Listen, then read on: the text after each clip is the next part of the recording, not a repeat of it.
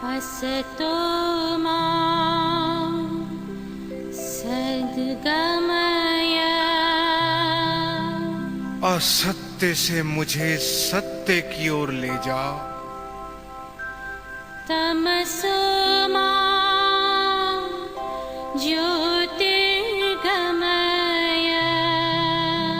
अंधकार से मुझे प्रकाश की ओर ले जा।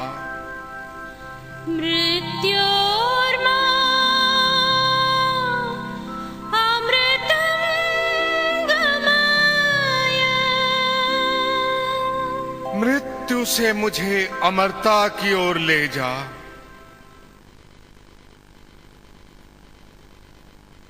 नमस्कार, ज्योतिष और मोक्ष के इस अंक में आपका स्वागत है। भरत जी, आपने हमें सद्गुरु के बारे में बताया। आज आपसे जानना चाहेंगे कि एक अच्छे शिष्य के क्या गुण हैं। एक अच्छा व्यक्ति ही अच्छा शिष्य बन सकता है, या इसको धार्मिक दृष्टिकोण से कहा जाए तो पूर्ण समर्पण भाव ही अच्छे शिष्य का गुण है।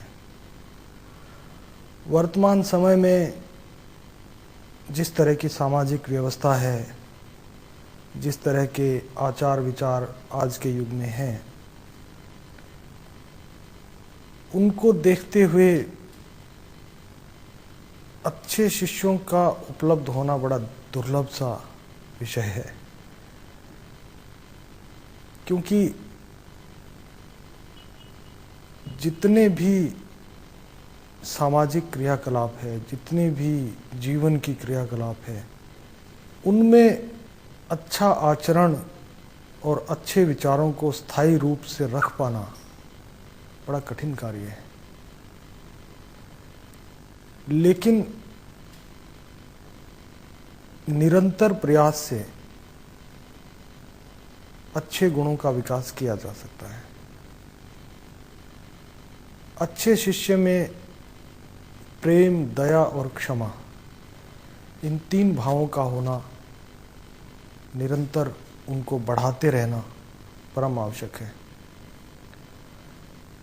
मानवीय गुणों में प्रेम, दया और क्षमा का विशेष महत्व है। धीरे धीरे इन गुणों को अपने अंदर बढ़ाया जाए, समस्त जीवों से और मनुष्यों से प्रेम भावना को बढ़ाया जाए और निरंतर उसको बढ़ाते रहें। समस्त जीवों के प्रति दया भाव को बढ़ाते रहें और समस्त जीवों के प्रति क्षमा भाव को बढ़ाते रहें, तो निश्चित तौर पर, निश्चित रूप से एक अच्छे शिष्य के गुण मनुष्य जीवन में आ सकते हैं। इन गुणों का जितना तीव्र और जितना व्यापक प्रभाव जीवन में पैदा किया जाएगा, उतना ही तेजी से और उतने ही व्यापक तरीके से अच्छे शिष्य के गुण मानव जीवन में आ सकते हैं। तो मूल रूप से कहा जा सकता है कि अच्छे शिष्य में प्रेम, दया और क्षमा, इन तीनों का प्रचुर मात्रा में होना आवश्यक है और पूर्ण समर्पण भावना गुरु के प्रति होनी आवश्यक है। यही आज के युग में अच्छे शिष्य की निशानी मानी जा सकती है। भरत जी, आपने हमें भावना के बारे में बताया, पर कैसे कर्मों से एक अच्छा शिष्य बना जा सकता है? मूल रूप से कर्म भावना से ही बढ़ते हैं और कर्मों के पीछे जो भावना होती है, जो नियति होती है, वो ही प्रधान है। कर्म या अकर्म में भेद करना बड़ा कठिन कार्य है, क्योंकि कुछ कार्य कुछ लोगों के लिए अच्छे होते हैं, वही कार्य कुछ लोगों के लिए कठिनता प्रदान करने वाले भी होते हैं। तो भाव प्रधान ही ये सारा विश्व है। अच्छे भावों से अच्छे कर्मों का प्रकट होना एक अटल सत्य है। अच्छे भावों को उत्पन्न करने के लिए विशेष प्रयत्न की आवश्यकता नहीं है। आप दैनिक जीवन में अच्छे भावनाओं को अपने अंदर अगर उत्पन्न करने की आदत डालें तो अच्छे कर्म अपने आप होने शुरू हो जाएंगे। और अच्छी भावनाओं को प्रकट करने के लिए, उत्पन्न करने के लिए मानसिक प्रयास की विशेष आवश्यकता होती है। जीवन की दैनिक गतिविधियों में प्रातः उठने से लेके रात को सोने तक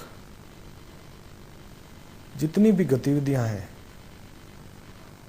उनमें हमें प्रेम भाव, दया भाव और क्षमा भाव को लाने की आदत डालनी चाहिए। इन तीनों भावों के माध्यम से जीवन में सत्कर्मों का प्रकाश होना प्रारंभ हो जाता है और सत्कर्मों के प्रकाश के प्रारंभ होते ही ईश्वरीय सत्ता सद्गुरु के रूप में प्रकट हो जाती है।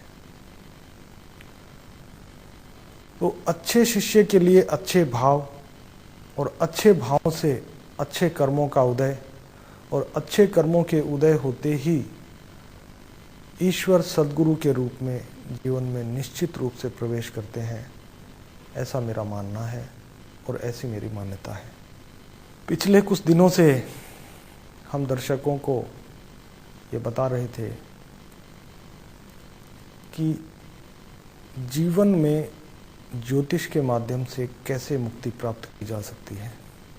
इसमें हमने शिष्यत्व, गुरुत्व और ईश्वरीय योगदान के बारे में व्यापक चर्चा की। अब हम मुख्य विषय के बारे में बात करेंगे कि किस तरह से व्यक्ति